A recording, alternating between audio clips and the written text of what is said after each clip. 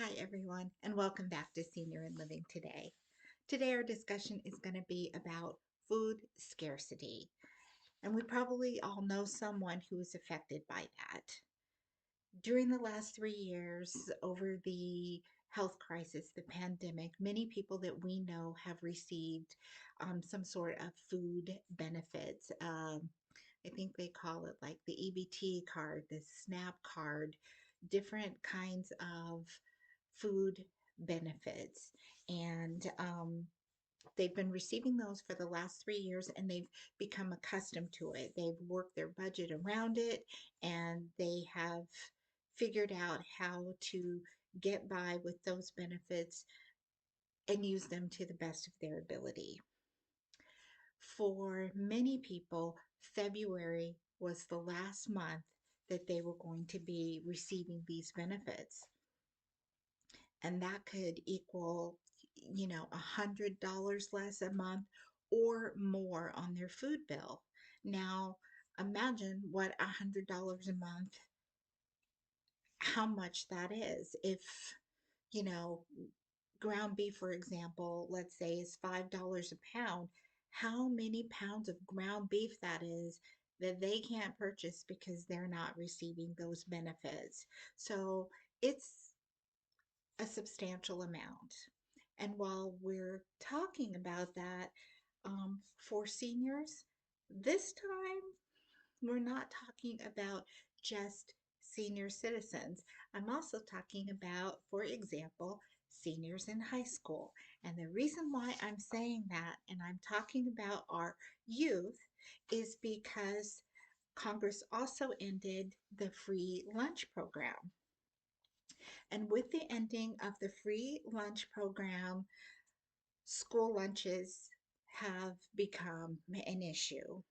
The average debt per school for unpaid school lunches is $9,000 per school. That's a lot of money. That's a lot of kids that are experiencing food insecurity. So the schools used to not let them eat if they didn't have lunch money. I don't know if you remember that time, but there was a big uproar about it because kids were going hungry and not eating while other kids were eating. So they feed the children, but the children rack up this debt. So that's not a good thing. Um, so the downside of letting them rack up these charges is these kids have this debt. They let them eat, but then they say, if you have this debt, you can't walk at graduation. If you have this debt, we may send your parents to collection. So, what does that mean for the family? I mean, of course, everybody wants to see their child walk at graduation. What a stress, what a burden. Parents are going to collections over food, not a car, not renting furniture. It's over food. The average debt for children who are having food insecurities is $170.13 per child. In the recent study, I think the results were in January. Um, and that's in the schools that were surveyed. $170.13 per child. So overall, they're saying that the schools have 19.2 million dollars in debt, school lunch debt. And while that's a lot of money, I feel some kind of way about it. And however politically correct or incorrect it is, I'm going to say I do not understand how we have senior citizens and our youth going without food when millions and billions of dollars are allocated to feed, and to house and to medicate people that are not inside of our border. Don't mean to hurt any feelings with that, but it's hard to see other people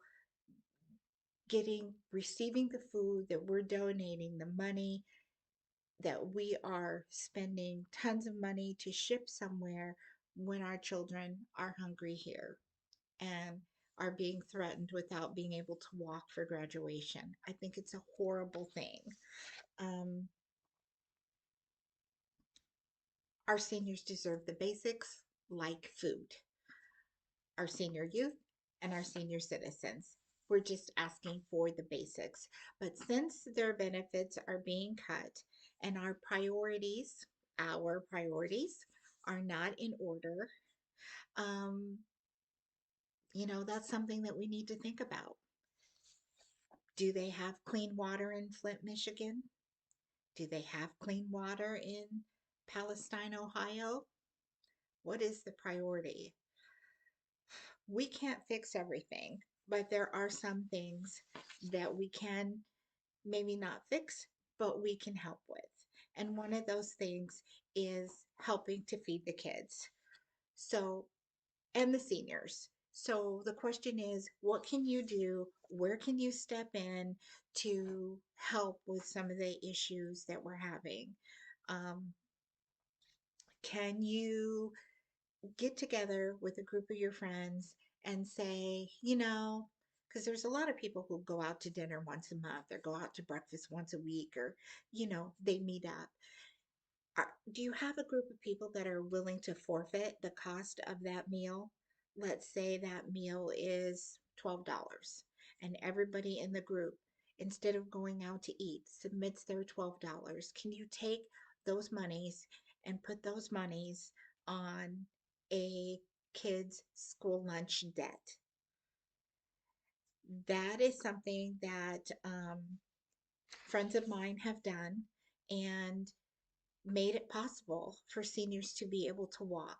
It's a gift for them, it's a gift for their family, and it gives you an incredible feeling.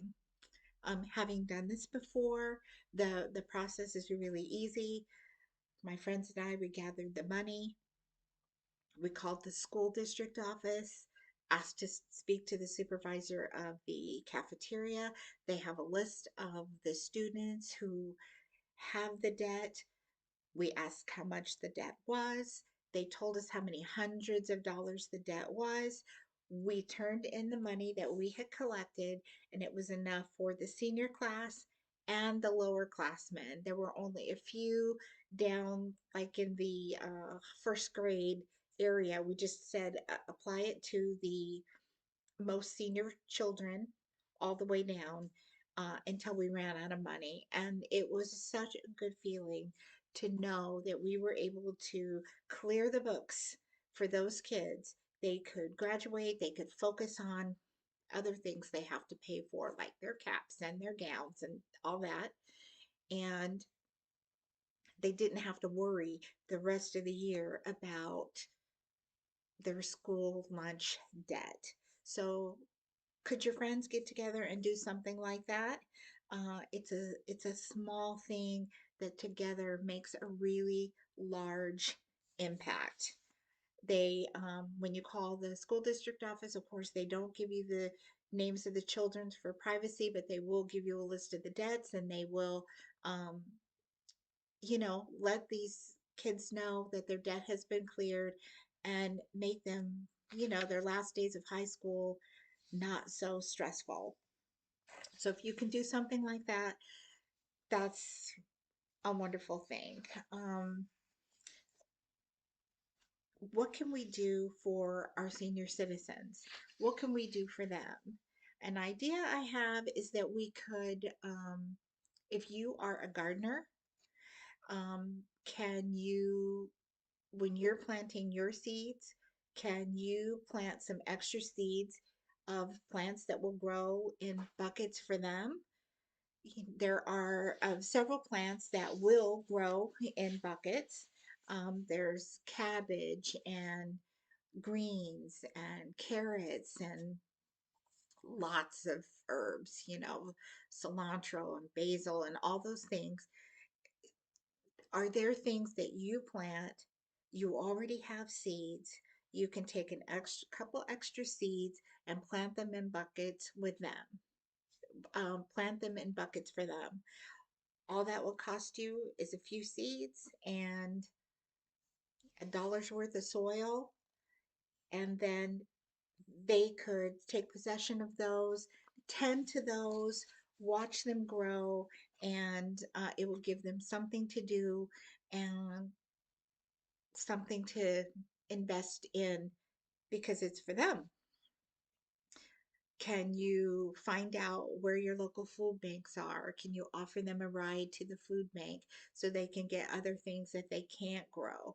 I know some of the food banks, they do give out meat and dairy items. Obviously, if you're living in the city, you can't grow those items.